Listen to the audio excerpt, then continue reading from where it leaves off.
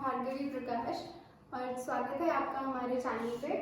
कल हम लोग बात कर रहे थे इलेक्ट्रोस्टैटिक्स की और इलेक्ट्रोस्टैटिक्स की हमने अपनी डेफिनेशन बनाई थी, जिसके हिसाब से इलेक्ट्रोस्टैटिक्स क्या है, चार्ज एट रेस्ट। कल मैंने आपको बताया था कि चार्ज कैसे आया, क्यों आया, कहाँ से आया और ये हमारे लिए ज़रूरी क्यों है। तो आइए कल जो हमने किया उसका एक क्विक रिविजन कर लें। तो हमने कल शुरू किया था व्हाट इज चार्ज से। चार्ज का कंसेप्ट हमारे पास आया था इलेक्ट्रोस्टैटिक्स से, क्योंकि हमारे यूनिट का नाम था इलेक्ट्रोस्टैटिक्स। तो हमने इसे दो उसमें तोड़ा और उसके बाद हमारे पास दो शब्द आए, पहला था चार्ज और दूसरा था एट रेस्ट। कल हमने चार्ज के बारे में पढ़ा, उसके बारे में हमने क्या पढ़ा कि चार्ज है क्या और ये हमें कहाँ से पता लगा। हम सबसे पहले आए थे एटम पे और एटम का जो मॉडल था वो हमें बोर अंकल ने दिया था। तो बोर मॉडल ऑफ एटम से हम लोग चार्ज के और नजदीक आने की कोशिश की। तो बोर मॉडल ऑफ एटम एक बार फिर से मैं बता देती हूँ जल्दी से। कुछ इस तरह का था जिसमें फ्री इलेक्ट्रॉन्स घूमते थे और इस इलेक्ट्रॉन की वजह से, क्योंकि ये मूव करके एक बॉडी से दूसरी बॉडी जाता था, कब जाता था, जब इस पे किसी तरह की फोर्स लगती थी। तो इस इलेक्ट्रॉन की वजह से चार्ज प्रोड्यूस होता था किसी और बॉडी में। उसके बाद हमने पढ़ा ओरिजिन ऑफ चार्ज, जो कि इसी से हमें पता लगा। उसके बाद हमने अपनी खुद की डेफिनेशन बनाई थी चार्ज की। उसके बाद ये था हमारे पास इलेक्ट्रोस्टैटिक्स। कल हमने क्लियरली समझा कि ये चार्ज क्या है, कहाँ से आया और हम इसे क्यों पढ़ते हैं। अब हमें बात करनी थी ये रेस्ट पे कैसे है। तो आइए शुरू करते हैं आज का हमारा टॉपिक, जो कि मैंने आपको कल बताया था कि आज हम पढ़ेंगे स्टैटिक्स के बारे में।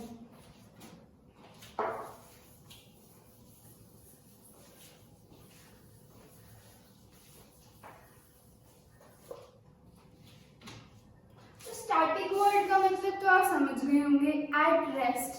अब चार्ज रेस्ट पे है, ये हमें कैसे पता लगा, ऐसा क्या किया या क्या हुआ। क्योंकि हम जानते हैं कि साइंस में जो भी हुआ है कुछ ना कुछ एक्सपेरिमेंट से किया गया है, या फिर हमने कुछ ऑब्जर्व किया है उस वजह से हुआ है, या फिर हमने ऐसे ही जैसे न्यूटन ने लॉ ऑफ ग्रेविटी डिस्कवर किया था सिर्फ एक एप्पल गिरने की वजह से, वैसे ही कुछ करके हमें पता लगा कि चार्ज रेस्ट पे क्यों है। तो इसे समझने के लिए हम एक सिंपल सा एक्सपेरिमेंट जो कि एक साइंटिस्ट ने किया था वो समझते हैं। आप लोगों ने सुना होगा इस एक्सपेरिमेंट के बारे में। इसमें हमने बेसिकली तीन चीजें यूज की हैं। पहले हमारे पास था सिल्क क्लॉथ, कैट फर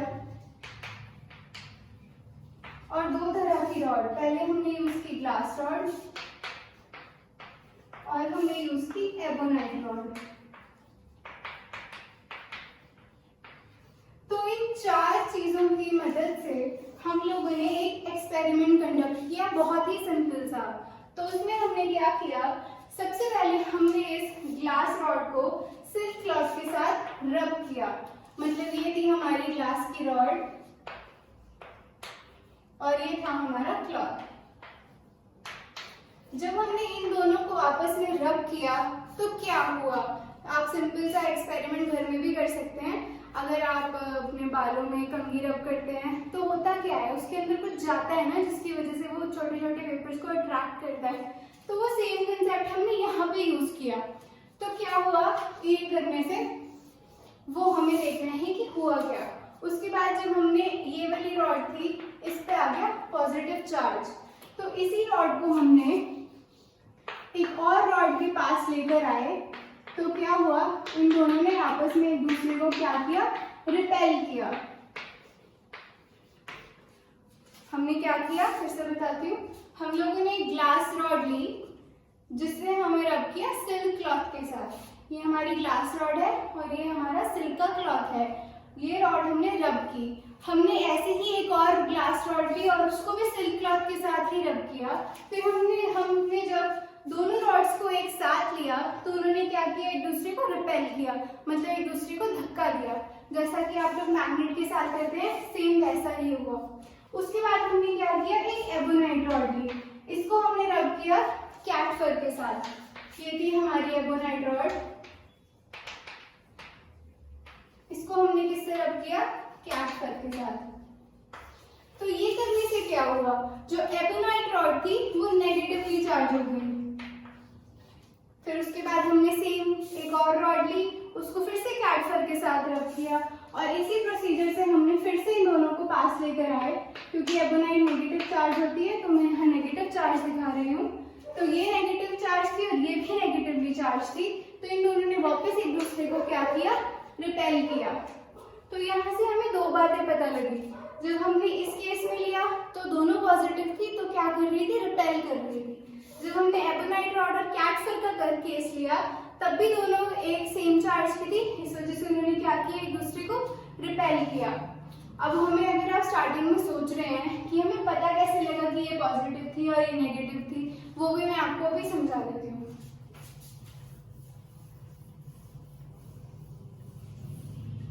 अब इमेजिन कीजिए आपने पहले ये वाली रॉड ले ली, आप बोलेंगे हम नहीं मानते कि इसमें पॉजिटिव चार्ज था और इसमें नेगेटिव चार्ज था।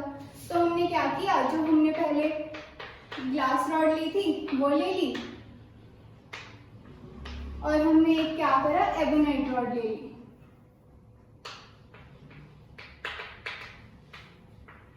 अब हम जब इन दोनों रॉड्स को पास लेकर के आए तो क्या हुआ, इन दोनों ने एक दूसरे को अट्रैक्ट किया। अब आप बोलेंगे कि इन दोनों ने अट्रैक्ट किया, तो ये सिंपल सी बात है कि जब भी दो चीजों के ऊपर अलग अलग तरह का चार्ज होता है तभी वो एक दूसरे को अट्रैक्ट करती हैं। तभी हम कहते हैं कि लाइक चार्जेस रिपेल करते हैं और अनलाइक चार्जेस अट्रैक्ट करते हैं।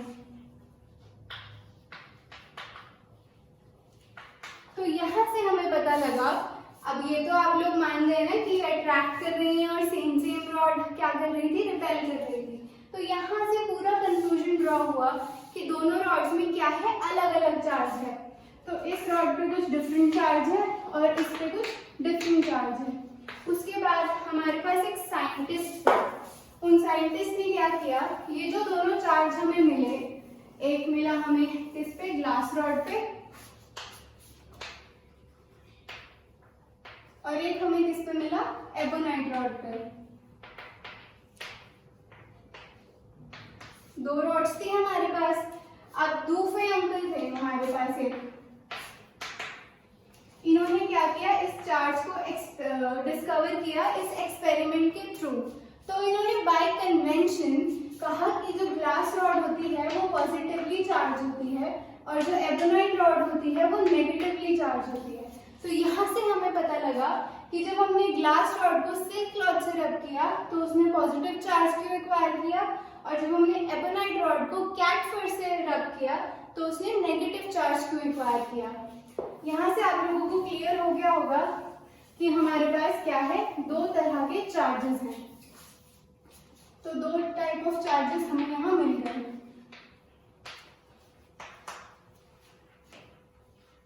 एक मिला हमें पॉजिटिव चार्ज, एक मिला हमें नेगेटिव चार्ज, और इनके जो नाम थे वो जैसा कि मैंने आपको बताया वो हमें दूफे जी ने दिए थे। अब यहाँ से आपको ये तो पता लग गया कि दो तरह के चार्ज थे। अट्रैक्शन और रिपल्शन का प्रिंसिपल भी आप लोगों को समझ आ गया होगा। अब आप सोचेंगे हमने शुरू कहाँ से किया था, हमने शुरू किया था वर्ड स्टैटिक से, जो कि हमें यहाँ से मिला था। अब ये वर्ड स्टैटिक इस थ्योरी में कैसे फिट हुआ ये समझते हैं। स्टैटिक का मतलब तो मैंने आपको कल ही बता दिया था, क्या मतलब है कि रेस्ट पे होना। अब इससे हमें पता कैसे लगा कि ये चार्जेस रेस्ट पे हैं, वो मैं आपको बताता हूँ। ये जो हमने एक्सपेरिमेंट किया इससे हमारा एक और फैक्ट भी ड्रॉ होता है। वो क्या है, जब हम किसी सरफेस को किसी और सरफेस के साथ रब करते हैं तभी चार्ज एक्वायर होता है। अगर मेरे पास ये डस्टर है और ये चौक है, अगर मैं इन्हें ऐसे ही रख दूं तो क्या इनमें कुछ चार्ज आएगा? बिल्कुल नहीं आएगा। बट अगर मैं इन्हें रब करूं किसी सरफेस के साथ, क्या पता इनमें चार्ज इंड्यूस हो जाए। तो इससे हमें क्या पता लगा कि चार्ज कब पैदा होता है, जब हम रब करते हैं। और फिजिक्स क्या कहती है, जब भी कोई दो चीजें रब कर रही होती हैं तो वहां क्या प्रोड्यूस होती है, फ्रिक्शन। तो ये जो फ्रिक्शन का कंसेप्ट है वो भी इसमें लगेगा। जो हमारे चार्ज बेसिकली डेवलप हो रहे हैं वो किस वजह से हो रहे हैं, फ्रिक्शन की वजह से। तो यहाँ हमारे पास एक और फैक्टर हमें मिल गया फ्रिक्शन फोर्स का। अब आप लोग सोच रहे होंगे कहाँ स्टैटिक के बारे में बात कर रहे थे, फिर हमने एक्सपेरिमेंट भी समझ लिया, अब ये हमारे पास फ्रिक्शनल फोर्स कहाँ से आ गई। इसमें कुछ बहुत बड़ा कंसेप्ट नहीं है, आप कोई सिंपल सा एग्जांपल भी ले सकते हैं फ्रिक्शन को समझने के लिए। फॉर एग्जांपल ये चौक ही ले लीजिए। सोचिए अगर ये सरफेस बहुत स्मूथ होती तो क्या मैं इस पे लिख पाती, बिल्कुल नहीं लिख पाती। क्या अगर आप इस टाइम नोट्स बना रहे हैं तो अगर आपके पेन और पेपर के बीच फ्रिक्शन नहीं होता तो आप वो लिख भी नहीं पाते। इसलिए फ्रिक्शन बहुत ही इंपॉर्टेंट रोल प्ले करता है। और अगर आप खुद ही एनालाइज करें तो फ्रिक्शन तभी आता है जब दो सरफेसेस आपस में क्या कर रही हो, रब कर रही हो। तो यहाँ से हमने एक और फैक्ट ड्रॉ कर लिया। अब एक और फैक्ट थोड़ा सोचिए क्या आ सकता है हमारे दिमाग में। हम यहाँ से एक और पॉइंट डिराइव कर सकते हैं, वो क्या है, हमने देखा कि जब हमने रब किया तभी चार्जेस इंड्यूस हुए, अपने आप तो वो चलकर नहीं आए ना। तो हम इससे क्या बोल सकते हैं कि जो इंसुलेटिंग बॉडीज हैं उसमें जो चार्ज है वो अपने आप नहीं चलता, वो बेसिकली रेस्ट पे होता है। तो यहाँ से हमारे पास आया हमारा रेस्ट का कंसेप्ट। ये क्या कहता है कि जो हमारे पास एक बॉडी है, जैसे हमारे पास ये सिंपल सी बॉडी है, तो इसमें चार्ज तभी आएगा जब मैं इस पे कुछ फोर्स लगाऊंगी या इसे रब करूंगी, वरना हमारा चार्ज क्या होता है, एट रेस्ट होता है। तो हमने इलेक्ट्रोस्टैटिक्स के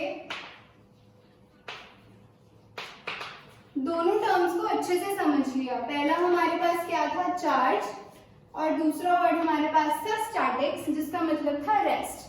अब हमें आगे इसमें हम क्या कंक्लूजन ड्रॉ कर सकते हैं। अगर हम उस एक्सपेरिमेंट के बारे में थोड़ा सा और सोचें तो आपने ये भी रियलाइज किया होगा, जैसा कि मैंने अभी भी बताया, कि अगर मेरे पास ये डस्टर और ये चॉक अलग अलग पड़े हैं तो इनमें चार्ज इंड्यूस नहीं होगा। चार्ज कब इंड्यूस हुआ, जब ये दोनों बॉडीज किसमें आई, कॉन्टैक्ट में आई। तो क्या हम कह सकते हैं कि दो बॉडीज में चार्ज तभी इंड्यूस होगा जब वो कब होंगी, जब वो कॉन्टैक्ट में होंगी, वरना मुझे नहीं लगता कि चार्ज इंड्यूस हम कर सकते हैं।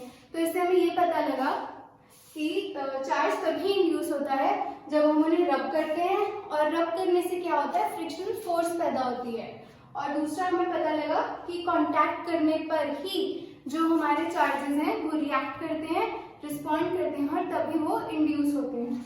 ये जो टॉपिक अब हमने किया, इससे हमें एक और बात भी पता लगती है कि अगर चार्ज आप कर रहे हैं तो जहां पर आपने रब किया है, मतलब जहां पे आपको कांटेक्ट है, उसी एरिया में है आपके जो चार्ज हैं वो इंड्यूस होंगे। जो हमारा चार्ज है वो ट्रैवल करके पीछे नहीं जाएगा। जैसे कि मैंने आपको बताया, चार्ज क्या है, रेस्ट पे है।